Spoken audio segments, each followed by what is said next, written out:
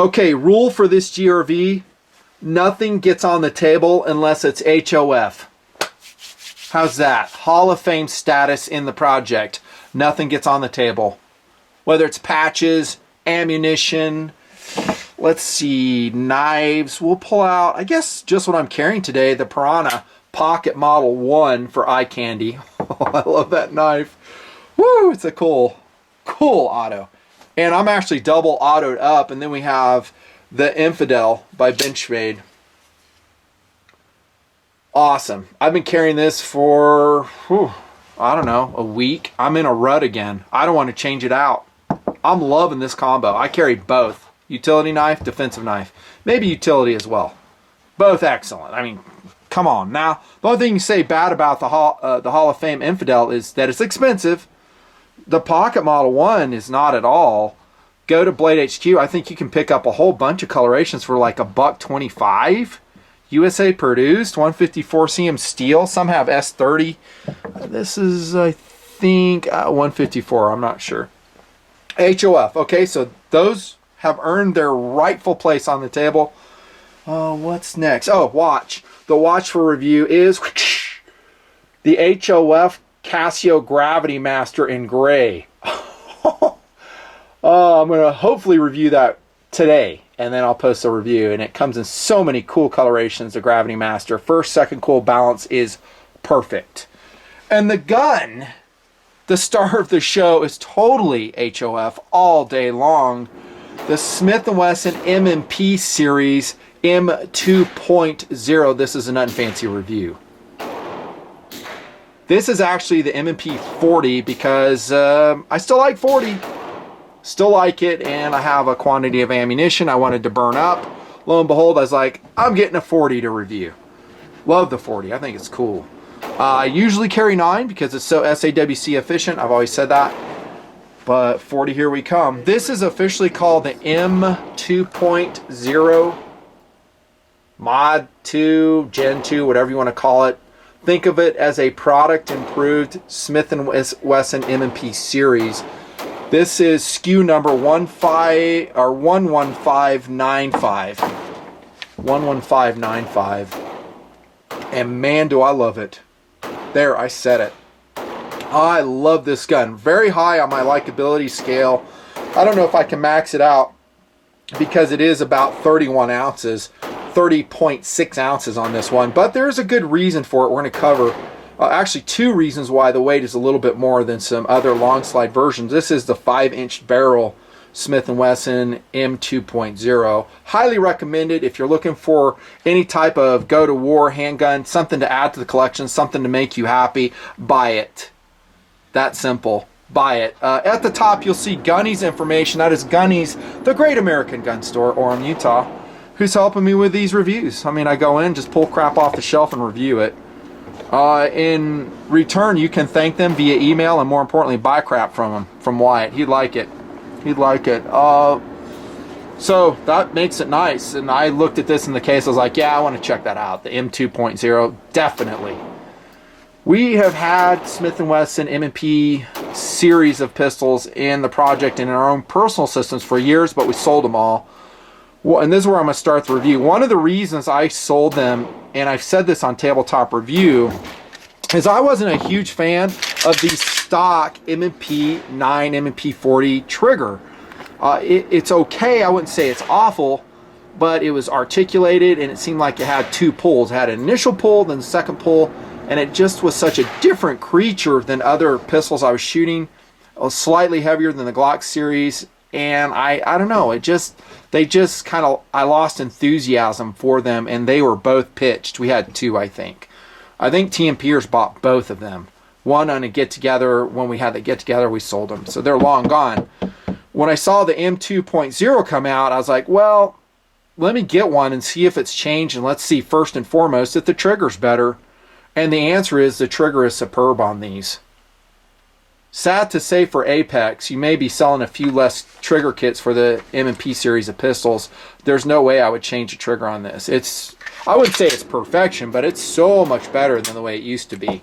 Now we still have that articulated blade. You see how it kind of pivots right here, and then you get pulling. I've never been a super fan of that versus just a trigger paddle or something very consistent in its pull. But there's something different about this trigger. They polished all the engagement surfaces. It's lighter, it's crisper, has an audible reset. I just really, really love the trigger on this. There's a reset point right there. It's competitive good. Talking about a competitive philosophy of use. I just love the trigger. It's surprisingly not super light. I pulled it at, I think, 7 pounds for it. Let's do it on camera right here. Also, the M2.0 does not have a magazine disconnect, which is excellent. I'm so glad for that. 7.3 on that pull right there. It feels lighter. And when we were out in the desert testing the M&P40 2.0 5-inch barrel version, we all loved the trigger. I was like, wow, this is so much better than it was. And no one had trouble connecting with it, which I had seen in the past from Smith and Wesson series of pistols. We take it out, myself included, and there would be a lot of misses initially. It's like miss, miss, miss, settle down, learn the trigger. Okay, sight picture, trigger control, boom, we start connecting. And it just took some time. I didn't see that at all. I mean, it's almost magical the way the new trigger works for me personally. It's just excellent. So kudos to Smith and Wesson for one, revamping the whole series and making it better for the customers. They listened to a lot of different customer input, and they've integrated it here in the 2.0. I don't know why anyone would ever consider a first-gen M&P. There, I said it. I just, why? There's no attraction to me at all. I would go 2.0 all day long. They're also doing it, of course, to refresh the lineup. They want to make money, of course, and so they're like, what can we do to draw more interest? Springfield Army will do that occasionally to the XDM series of pistols. They'll change it, make it more attractive, make a lot of marketing hype for it, send out press releases, maybe get it in some trade shows, and then lo and behold, people are like, oh, hey, that's all new again. So good on them. It results for a different and better pistol for us. This, of course, again, SKU 11595. It would be my preferred chambering. It would be my preferred configuration. One, I love the color and the looks. No surprise. Love, love, love, love FDE. It's just a classic, beautiful color. Second cool, first cool, all day long.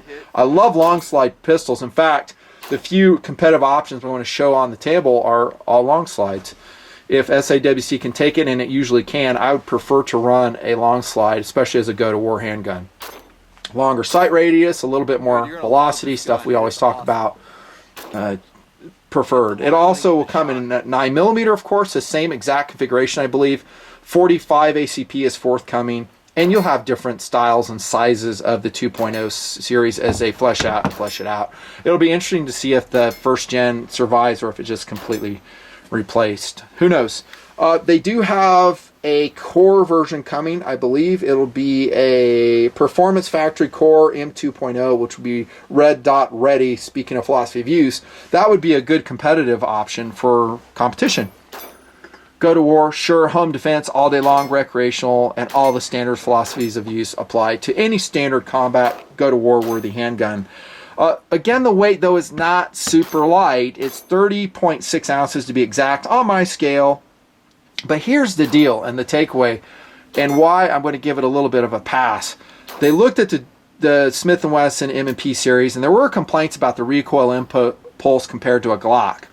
They did know and have always known that polymer frame pistols will torque a little bit. They will kind of undulate in the hands. That's pretty normal.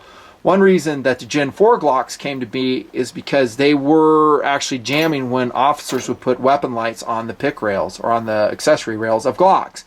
So they stiffened that part up of the Gen 4 Glocks.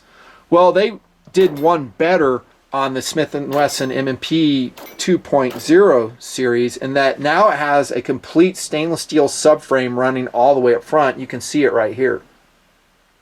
So this is a stainless steel subframe, and I think it's cool how they cut it out here so you can see it, making the whole accessory rail very stiff, probably immune to any jam-inducing drama.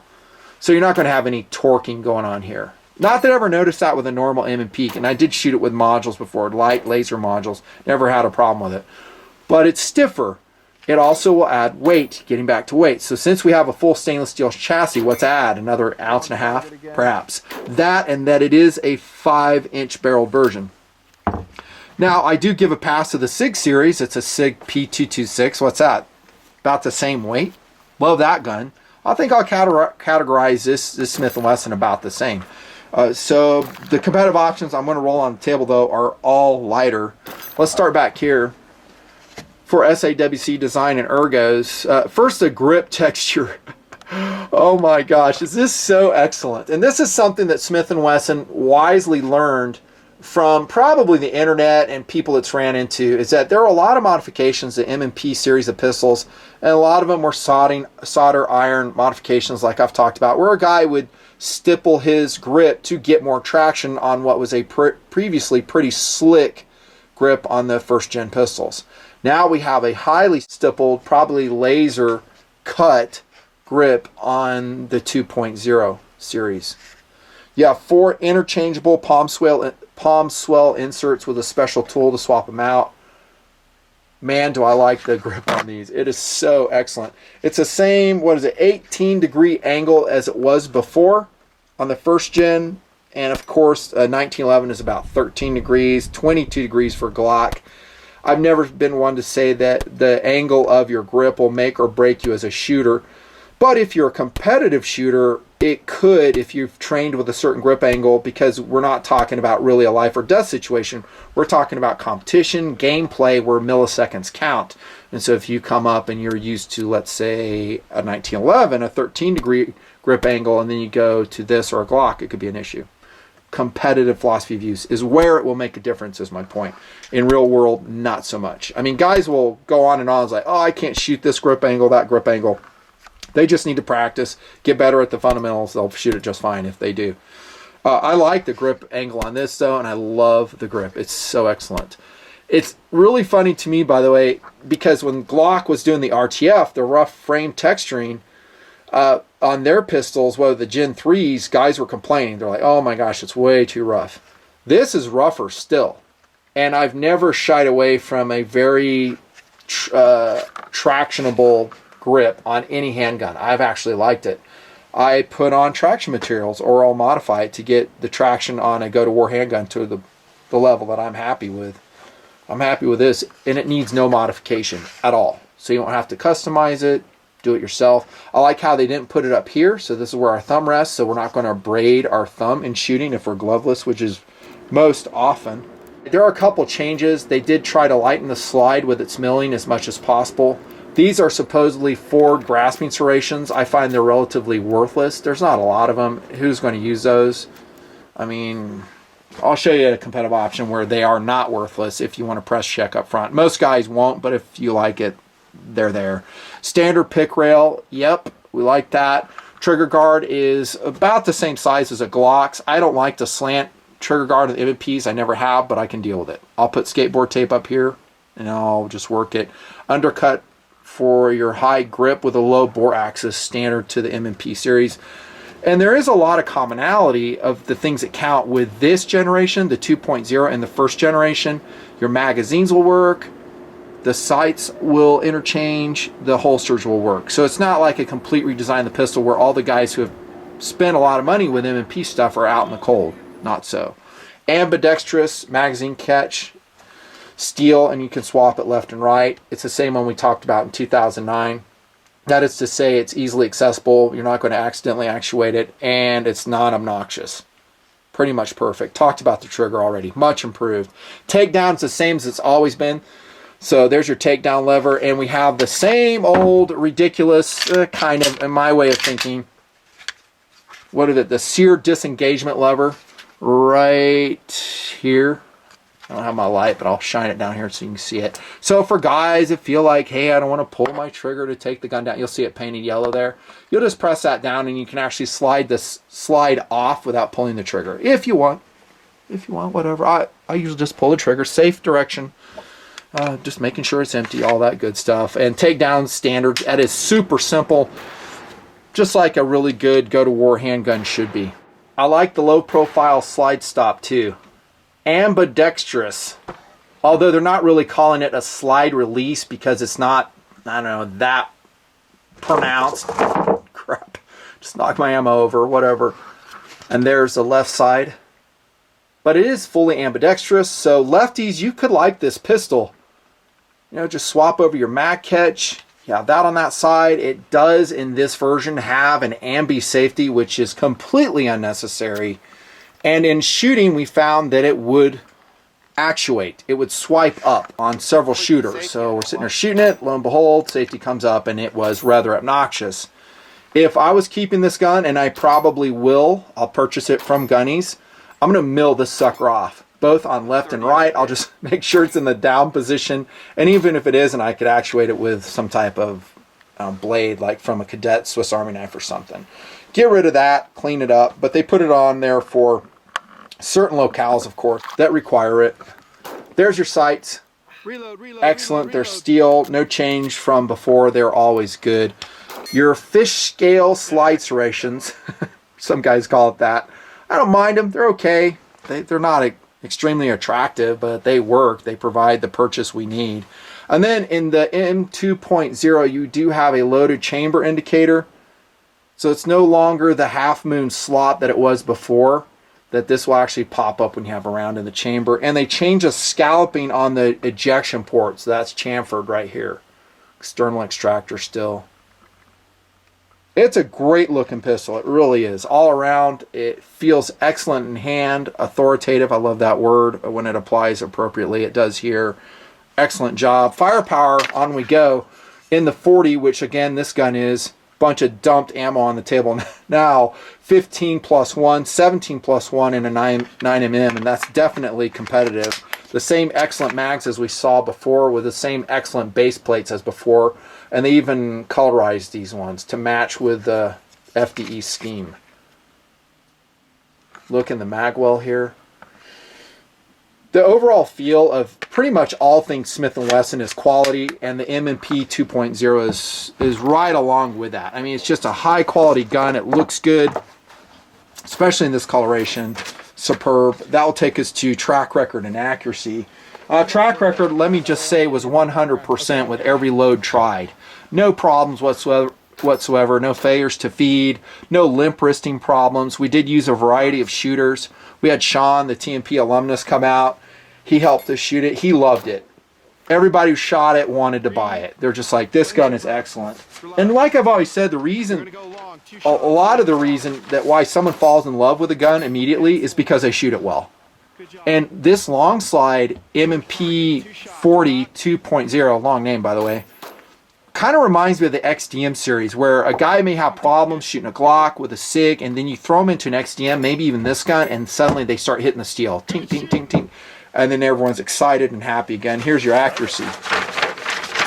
So this is 10 yards standing. Pretty good. This is mixed FMJ. So this isn't even like a really high quality load. We're looking easily inch groups standing at 10 yards. I think this is at an indoor range. You'll see a variety of desert and indoor range footage. Now this is going to be defensive load, so here comes a disappointing group actually from Hornady 165 grain gold dot. It's hot, and I could tell it was the way it recoiled. That's a better group right there. But this is also 10 yards standing, which is extremely challenging. If you don't think so, try it. 10 yards standing. Shoot that group. That is excellent. I think that's gold dot. That's gold dot. Here comes the rounds that are on the table. That's a Federal HST 180 grain, I believe it is. It's a really wicked load. Like I said, 40 is such a good loading. I think people are down on it some. I don't think they should be. To practice with it, it's definitely more expensive. My beef with 40 is I hold fewer rounds, it's a little bit more weight, and it's more expensive to practice with. As far as lethality, I think it's excellent. There's a HST, all these are HSTs right here, HST. So I would say accuracy is superb. Probably 2.5 inches with a really good shooter, getting really lucky and having really good mechanics at 25 yards is what I'd say. Field strip, we talked all about that. Accessories. You don't need nothing, bro. What would you put in this? You don't need an apex trigger. You don't have to modify the grip anymore. I would keep the sights unless you want night sights. I would mill this polymer off unofficially, says me. That's what I do. In fact, I am going to do that because I hate it. It was swiping back on, but everything else is squared away. It's perfect. And all your holsters from M&P Series, the Blackhawk Serpas, your Galcos, whatever other brand you're running, they'll work. So hang on to them and you're good to go. Now we go into another fun part, options. Hall of Fame knives going to the top, making room. There's so many great options, and we're going to kind of, like I said at the outset, concentrate on long slide versions. The first one is absent on the table, but here comes footage. The amazing and the standard setting Glock 34, Glock 35. Oh my gosh, do I love the Glock 34. Oh, I just love it. And the 35, I mean, you're talking a 25-ounce gun, same firepower as this one, same accuracy, amazing track record both in warfighting, law enforcement, and also competitive circles. The Glock as a whole, man, I just love the Glock. It's, you know, I just will never sell my Glocks. They're just excellent. It is lighter. That's the advantage of the Glocks over the M&P 2.0. A good amount of weight. It's not insignificant. We're talking 4 to 5 ounces depending on the version. So if we go to SAWC and go to war handgun, would I be packing around a 31-ounce M&P40 2.0? Probably not. No. What I might be packing around is this one, the sniper's pistol. Speaking of competitive options, not just a Glock 34, see a Glock, but the the Walther PPQ M2 long slide. This one is out of our own workshop in Cerakote Patriot Brown. Sick! This one is lightweight. I mean, freaking 27 ounces for this. And it's also the same length barrel. The only thing I can really say is the sights as it come have way too much air on it. Even these Meprolite night sights that I've installed have too much air on them. These sights are better. But the trigger, actually the Walther PPQ long slide has an even better trigger in my opinion. And it doesn't have the pivot. Like, remember we talked about the pivot on this one, so there's a consistent pull with a paddle. All we're doing is actuating the paddle right here. The reset is amazing on this. Super fast reset, and it's affordable. Firepower is down actually, so we're 15 plus 1 if I'm not mistaken in this one. This is a 9mm, not a 40 like this is, but it's a competitive option. Hall of Fame, so it's earned its right on the table. So we talked about G34, 35, that one. And then we come to also Hall of Famer, the Springfield Armory XDM. I don't know why they're all brown. This is not planned. And this was coated by us in our shop, same coloration, Patriot Brown. We're just kind of Patriot Brown kick these days. Doodle did both of these guns for me. Did a great job. XDM 5.25 9mm. And when I reviewed this gun, I kind of said something about the weight. It's 29 ounces, and again, standard measure being the 25 or 26 ounce Glock 34. But man, do I love it. I love the XDM 525 and the XDM series as a whole. It's, again, a gun that a lot of guys can hit with if they're having troubles with other guns. Let's see how this trigger pulls. And I don't like the grip safety on any gun. I've always said that. 1911s to XDMs, I don't like them. This one is rather unobtrusive, so I can live with it. I honestly forget what this pulls. And this is a factory trigger. I bet you it pulls lighter than the Smith and Wesson, though. Okay, it beat it. Yeah, I thought it might. 6 pounds, 10 ounces on the 525. The one thing I'll say that I like the Smith & Wesson over this gun is this one has a very rearward, there's that grip safety, and I'm not depressing it, rearward trigger let off. So it's way back in the trigger guard, and I've always said that about XDs, XDMs. I don't like that. I much prefer the engagement, the release to be about mid trigger guard. This is rather rearward as well. The M&P 2.0, both of them are, versus a Glock series versus, heck, a Canik TP9 or the Walther PPQ, but still an excellent pistol. So interestingly, the heaviest gun on the table will be the Smith & Wesson M&P 2.0, this one here, if you care. If you care. If you're in a competitive philosophy of use, you know, I don't think anybody will care. And should you? Actually, more weight is better.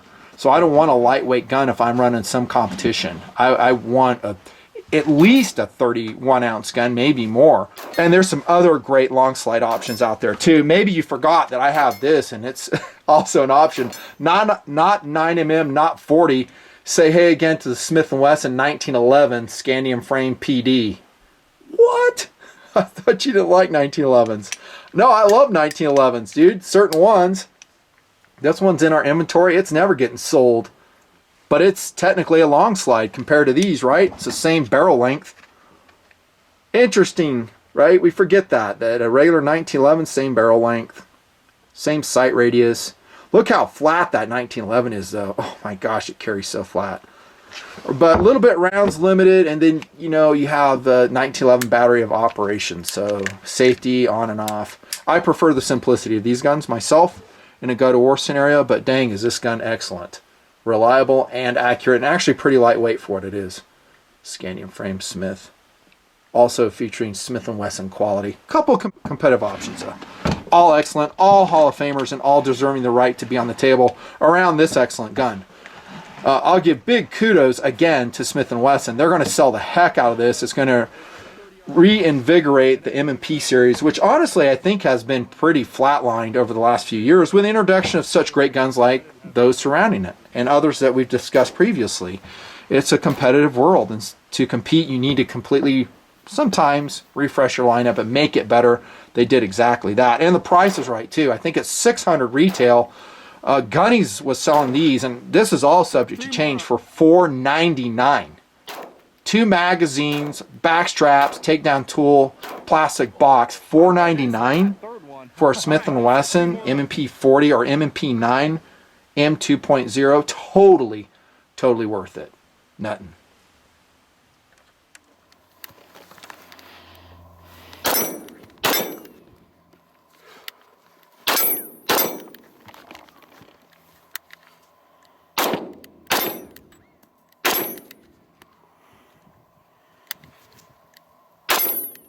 Long shot.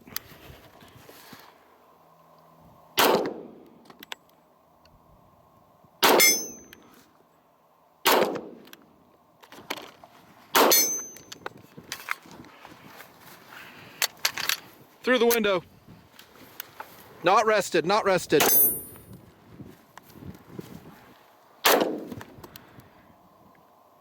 Short target.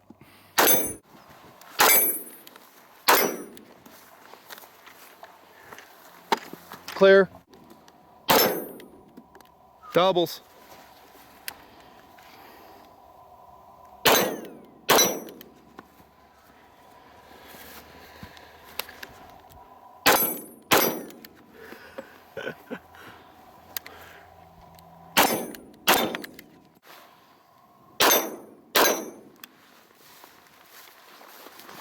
That safety keeps popping on though. I hate that.